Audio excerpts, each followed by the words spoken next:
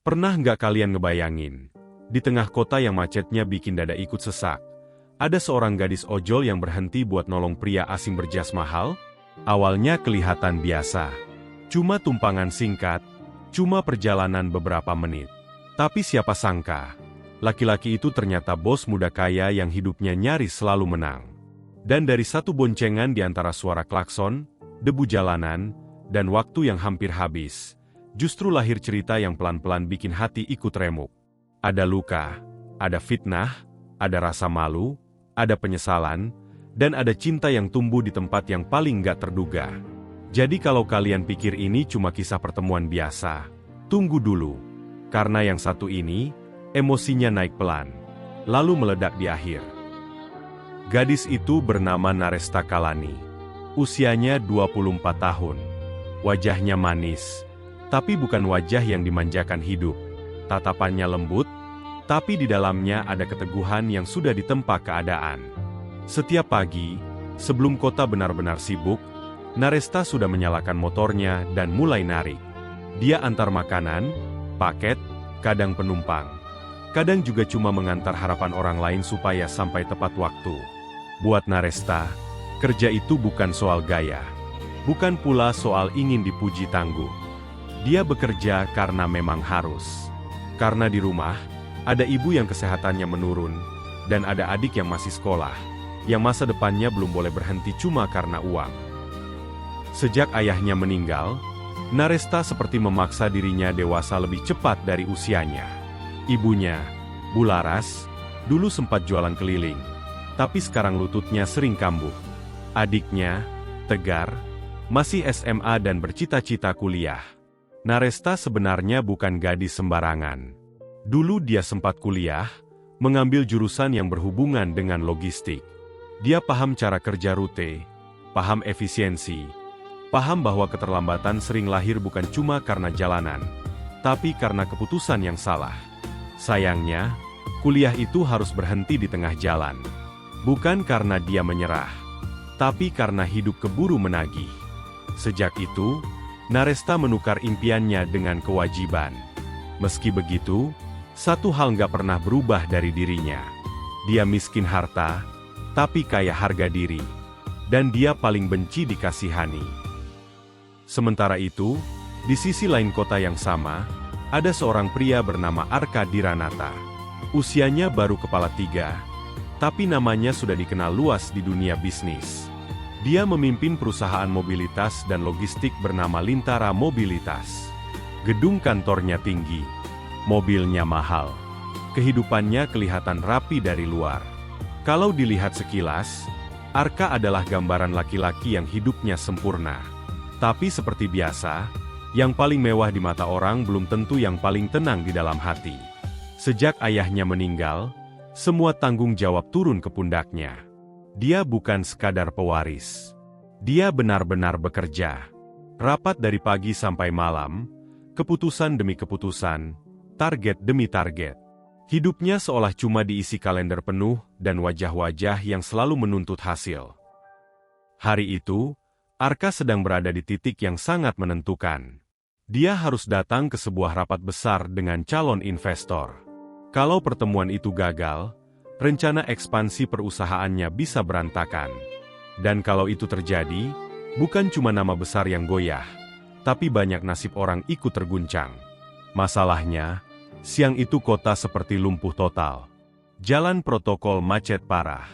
Mobil hanya bergerak sejengkal demi sejengkal. Klakson terdengar dari segala arah. Sopir Arka sudah mencoba memutar, mencari jalur alternatif, tapi semuanya buntu. Waktu tinggal sedikit. Ponselnya terus berdering. Asistennya panik. Dan untuk pertama kalinya setelah sekian lama, Arka merasakan sesuatu yang jarang dia akui. Dia benar-benar tidak berdaya. Akhirnya Arka turun dari mobil. Jasnya rapi, sepatunya bersih, tapi wajahnya sudah tegang bukan main. Dia menoleh ke kanan dan kiri, mencoba menghentikan kendaraan apapun yang mungkin bisa membawanya menembus kemacetan. Beberapa motor lewat begitu saja. Sampai akhirnya, sebuah motor ojol memperlambat laju dan berhenti tak jauh dari tempatnya berdiri. Pengendaranya perempuan. Jaketnya sedikit pudar. Helmnya ada goresan kecil di samping. Tapi tatapannya tenang. Itulah Naresta. Dia sebenarnya sedang menuju titik penjemputan lain. Tapi entah kenapa dia berhenti. "Mas, lagi cari tumpangan?" tanyanya singkat. Arka langsung menjawab, "Saya harus sampai ke Hotel Astagria secepat mungkin." Naresta melihat jalanan, melihat jam, lalu berkata dengan nada datar, "Kalau lewat jalan besar, gak bakal sampai. Jadi sekarang pilihannya cuma satu, mau sampai, atau mau gengsi." Kalimat itu bikin Arka diam sesaat. Mungkin baru kali itu ada orang asing bicara padanya tanpa basa-basi, tanpa takut, dan tanpa berusaha menyenangkan. "Bisa sampai?" tanyanya akhirnya. Naresta mengangguk ke arah gang kecil di samping deretan ruko. "Kalau Mas berani lewat jalan sempit dan gak banyak protes, naik." Waktu sudah terlalu mepet buat mempertahankan gengsi. Arka pun naik ke motor itu. Dan sejak mesin motor kembali meraung pelan, semuanya berubah.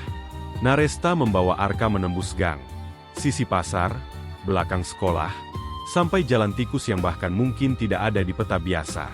Motor itu beberapa kali melambat, menghindari gerobak dan pejalan kaki. Tapi anehnya ritme Naresta tetap tenang.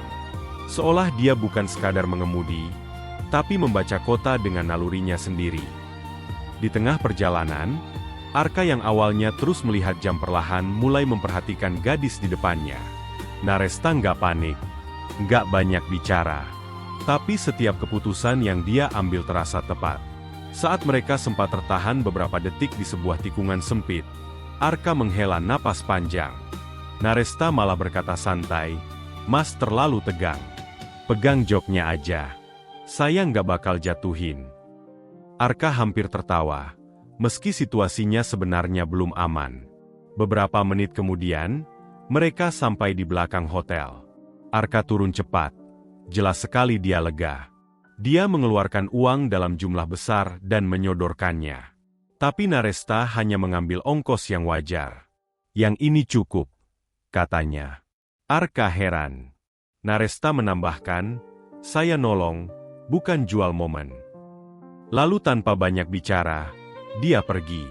Dan entah kenapa, justru kepergian singkat itu yang tertinggal di kepala Arka. Rapat Arka hari itu berjalan aman. Dia datang tepat waktu, dan semuanya nyaris kembali normal. Tapi malamnya, saat sampai di rumah, dia sadar ada satu benda penting yang hilang. Sebuah pena hitam dengan ukiran kecil di sisinya. Benda itu bukan pena biasa. Itu hadiah terakhir dari ayahnya. Di saat yang sama, Naresta menemukan pena itu terselip di dekat jok motornya. Begitu melihat ukiran yang sedikit aus, dia tahu benda ini pasti punya makna khusus. Keesokan paginya, sebelum mulai narik, Naresta datang ke kantor Lintara Mobilitas untuk mengembalikan pena itu. Dan di sanalah dia baru tahu siapa penumpang kemarin sebenarnya. Begitu masuk lobi, dia melihat foto besar Arka terpajang di dinding. Wajah yang sama, nama yang sama. Dan untuk sesaat, Naresta hanya bisa berdiri diam sambil menahan kaget. Sayangnya, mengembalikan pena itu nggak semudah yang dia kira. Petugas keamanan menatap Naresta dari atas sampai bawah, seolah jaket ojol yang dia pakai sudah cukup untuk membuat penilaian. "Titip aja," kata salah satu petugas. Tapi Naresta menolak halus. "Nggak bisa. Ini barang pribadi." Saat suasana mulai nggak nyaman, pintu lift terbuka. Arka keluar bersama beberapa staf, dan di sampingnya ada seorang perempuan anggun bernama Velmira Janesti. Begitu melihat Naresta, Arka langsung berhenti. "Kamu?" katanya. Naresta mengulurkan pena itu. Arka menerimanya dengan ekspresi berubah. Ada lega, ada haru yang tidak dia sembunyikan. "Terima kasih. Ini milik ayah saya." Naresta cuma mengangguk. Tapi sebelum dia pergi, Arka menahannya dan meminta waktu 5 menit buat mentraktir kopi. Aneh tapi nyata, Naresta setuju. Di sebuah kafe kecil seberang kantor, percakapan mereka mengalir lebih jauh. Arka bertanya bagaimana Naresta bisa tahu jalur tercepat kemarin. Naresta menjawab santai bahwa kota punya pola sendiri. Ada jam sekolah bubar, ada jam pasar memadat, ada titik-titik yang selalu kacau kalau salah waktu. Lalu obrolan itu bergeser ke sistem pengantaran. Tanpa sungkan, Naresta mengkritik aplikasi perusahaan Arka. Menurutnya, sistem itu kadang terlalu rapi di atas kertas, tapi nggak cocok di lapangan. Driver dibuat muter, capek, dan kehilangan waktu. Arka bukannya tersinggung, malah justru tertarik. Cara Naresta bicara bukan seperti orang yang asal mengeluh, tapi seperti orang yang paham. Dan saat tahu Naresta pernah belajar logistik, Arka makin yakin satu hal. Gadis ini bukan cuma berani, dia juga cerdas. Beberapa hari setelahnya, Arka menghubungi Naresta lagi. Kali ini bukan sekadar untuk ngobrol. Dia menawarkan pekerjaan sementara sebagai konsultan lapangan untuk membantu timnya memahami persoalan nyata para driver. Naresta langsung curiga. "Saya nggak butuh dikasihani," katanya tegas. Arka menjawab tenang, "Saya juga nggak sedang kasihan. Saya lagi butuh orang yang berani bilang perusahaan saya salah." Kalimat itu membuat Naresta diam cukup lama. Di satu sisi, dia butuh tambahan penghasilan. Di sisi lain, dia nggak mau merasa dibantu karena dianggap kasihan. Setelah bicara dengan bularas, dan setelah memikirkan kebutuhan rumah, akhirnya dia menerima. Bukan karena lemah, tapi karena dia ingin kesempatan yang datang itu dipakai secara terhormat. Dan sejak hari itulah, dunia mereka mulai sering bertabrakan. Awal masuk lingkungan kantor, Naresta jelas merasa asing. Semua tampak licin, rapi, terukur. Sementara dirinya datang dengan pengalaman lapangan, bukan gelar tinggi atau penampilan mewah. Beberapa pegawai memandangnya dengan ragu. Ada yang ramah di depan, tapi sinis di belakang. Namun Naresta tetap bekerja seperti biasa. Dia turun ke titik-titik pengantaran, mencatat keluhan driver, memetakan masalah rute, dan menjelaskan semuanya dengan bahasa yang sederhana tapi sangat masuk akal. Arka mulai sering ikut turun langsung bersamanya.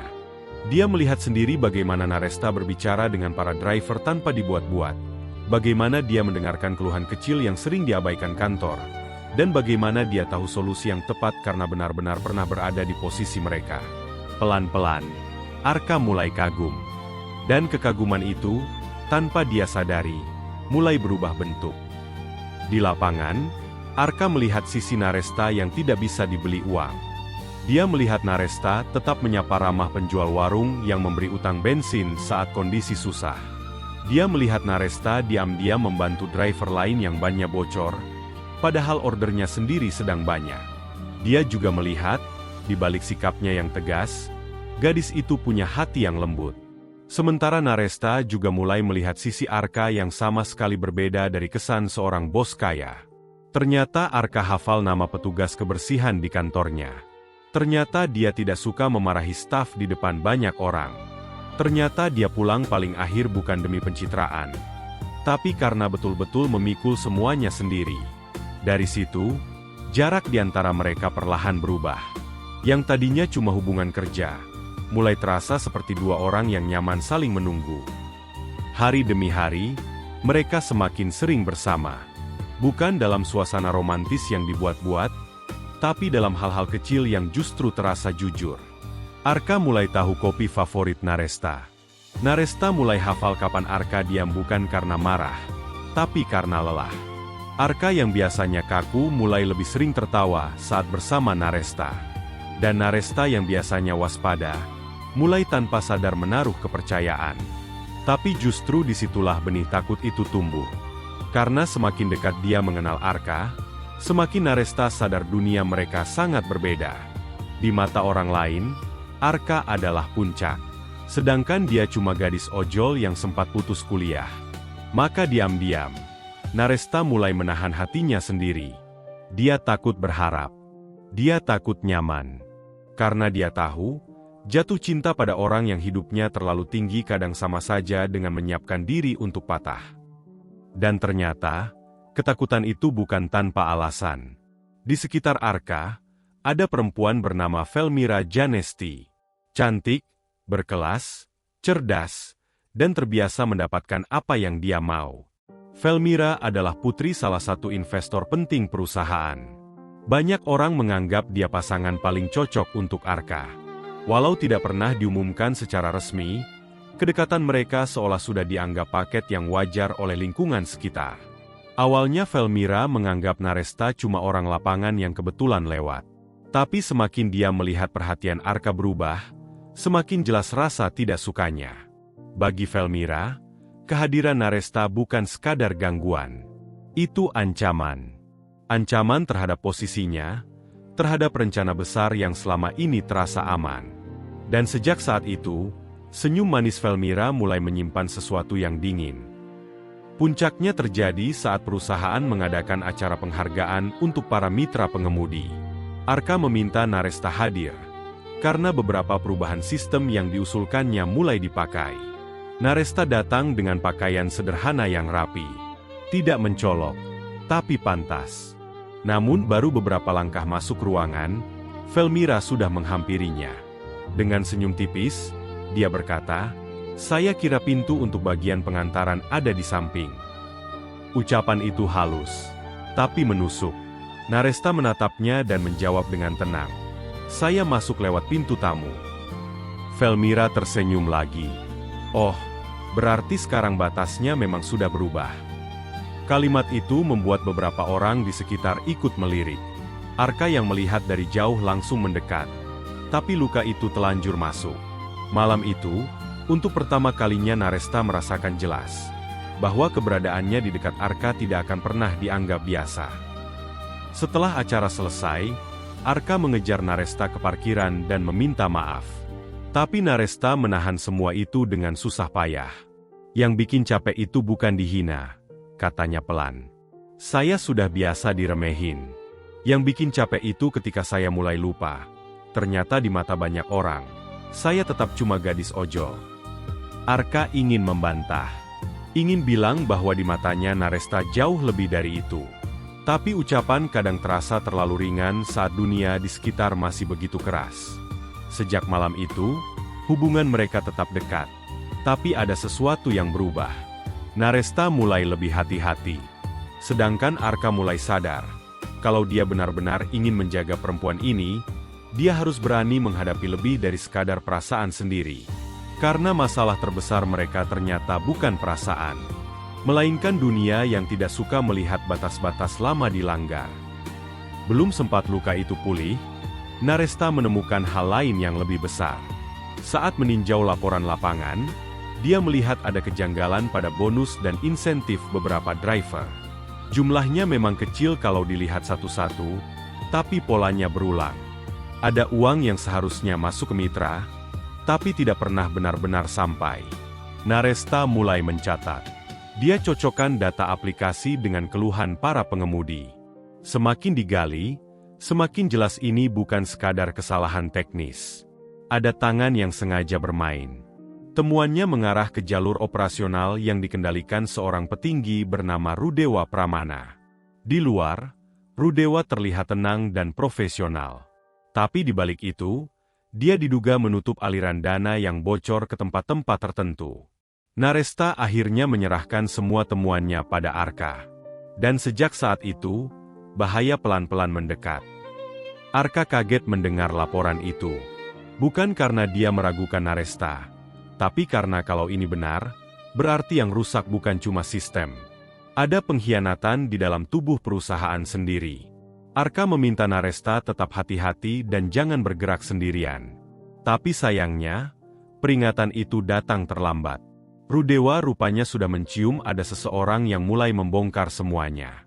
Dan dari sekian banyak orang, Naresta adalah sasaran paling mudah.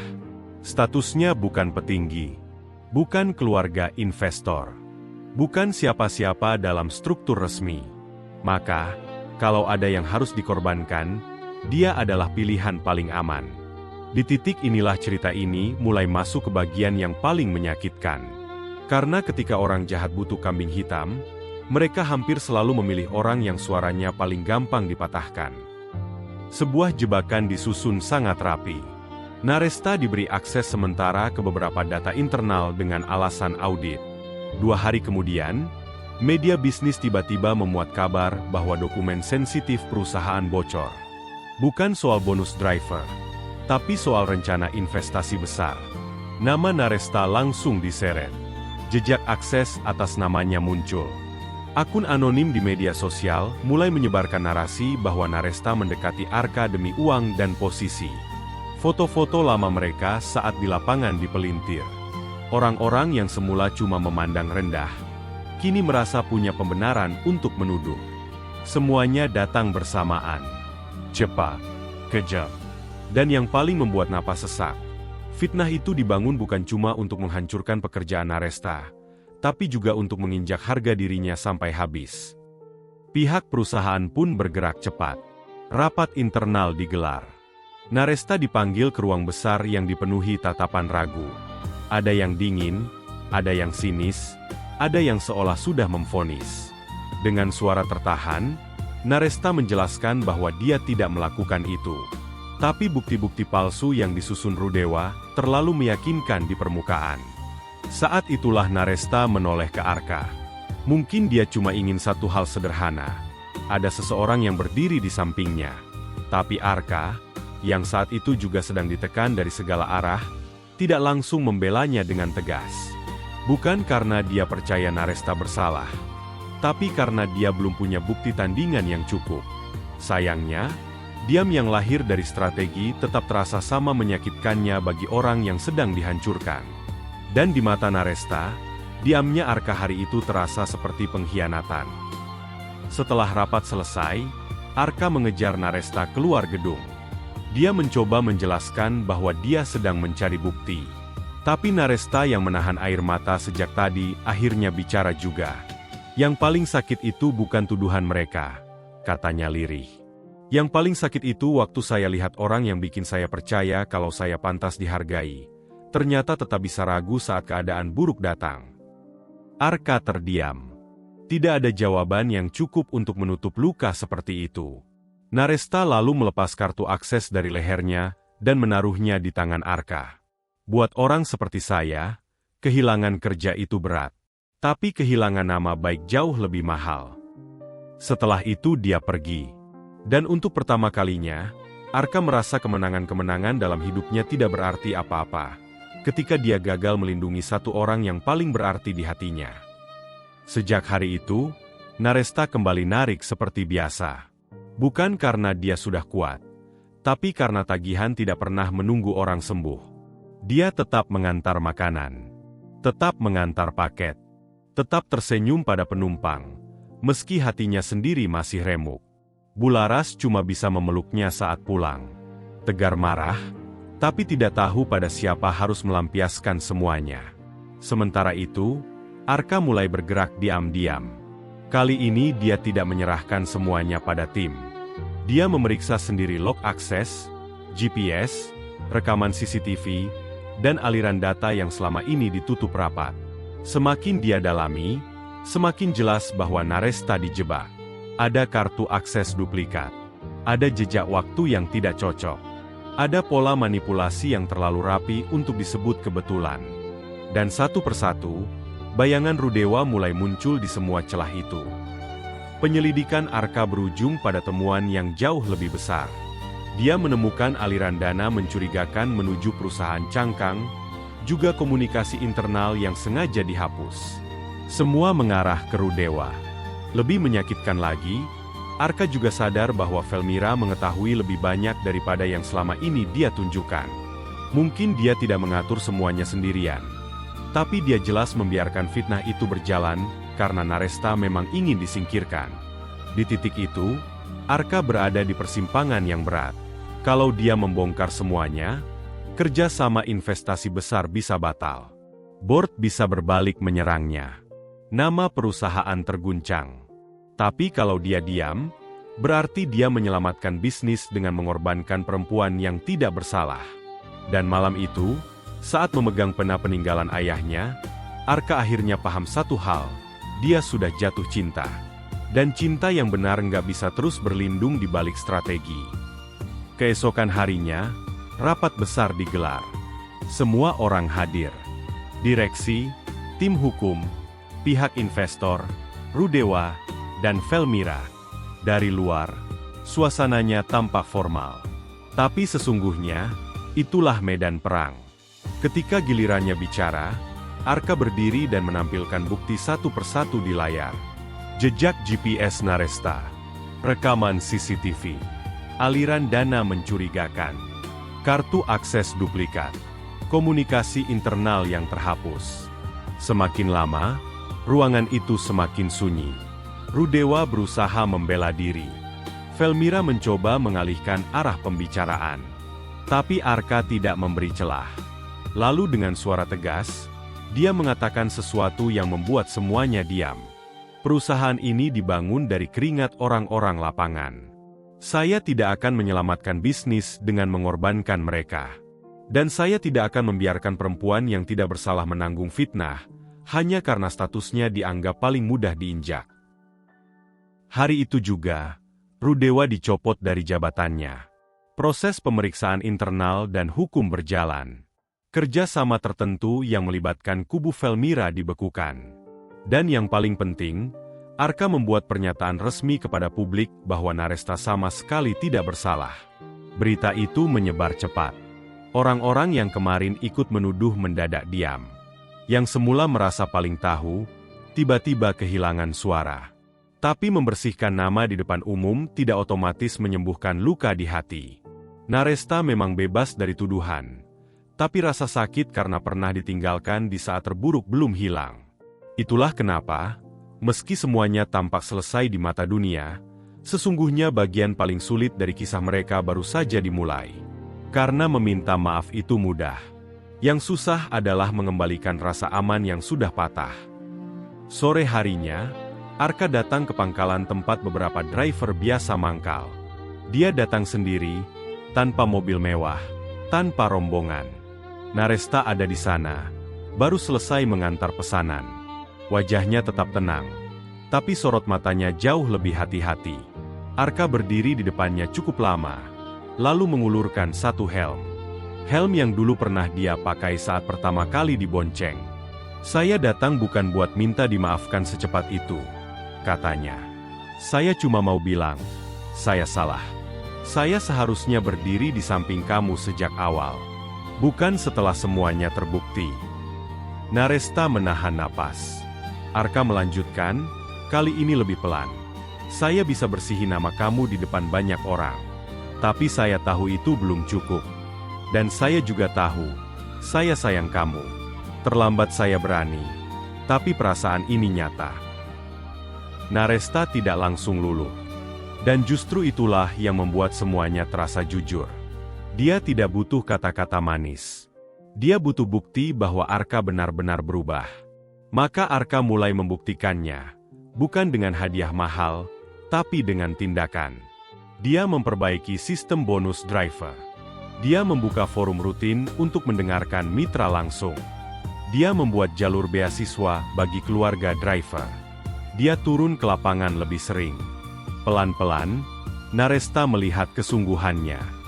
Sementara di rumah, hidup mereka juga mulai membaik. Bularas membuka warung sarapan kecil dekat titik istirahat driver. Tegar lolos beasiswa dan bisa lanjut kuliah.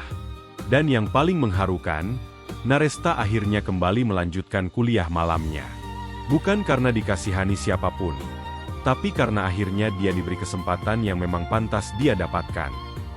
6 bulan kemudian, di suatu pagi yang sederhana, Arka datang ke warung Bularas membawa 2 helm. Bukan dengan jas, bukan dengan mobil mewah, tapi dengan pakaian santai dan senyum yang tenang. Naresta yang sedang bersiap berangkat kerja menatapnya heran. Arka lalu berkata, "Dulu kamu pernah bilang, mau sampai atau mau gengsi. Hari ini saya mau sampai." Naresta tersenyum kecil. "Sampai kemana?" Arka melangkah lebih dekat. "Sampai ke hidup yang saya pilih. Sama kamu." Lalu, di depan Bularas dan Tegar yang menahan haru, Arka menyatakan cintanya dengan sederhana tapi mantap. Dia tidak menjanjikan hidup tanpa masalah. Dia hanya berjanji tidak akan telat lagi berdiri di samping Naresta. Dan pagi itu, setelah semua luka, semua fitnah, dan semua air mata, Naresta akhirnya mengangguk. Beberapa bulan setelahnya, mereka menikah. Sederhana, bahagia. Dan sejak saat itu, setiap kali kota kembali macet, Arka justru tersenyum. Karena dia tahu, dulu di tengah kemacetan yang paling menyesakan, dia pernah dipertemukan dengan rumah yang selama ini dia cari, dalam diri seorang gadis ojol bernama Naresta Kalani. Kadang, cinta memang gak datang lewat hal yang mewah. Kadang cinta datang lewat jalan sempit, lewat boncengan singkat, lewat seseorang yang menolong tanpa tahu siapa yang dia tolong. Dan mungkin, yang paling indah dari semua itu bukan soal siapa yang kaya dan siapa yang sederhana, tapi siapa yang tetap memilih bertahan saat dunia sedang paling kejam. Kalau kalian suka cerita seperti ini, tulis di komentar, mau sampai, bukan gengsi. Dan jangan lupa subscribe, karena masih banyak kisah penuh rasa yang bakal nemenin malam kalian berikutnya di channel Mutiara Hikmah.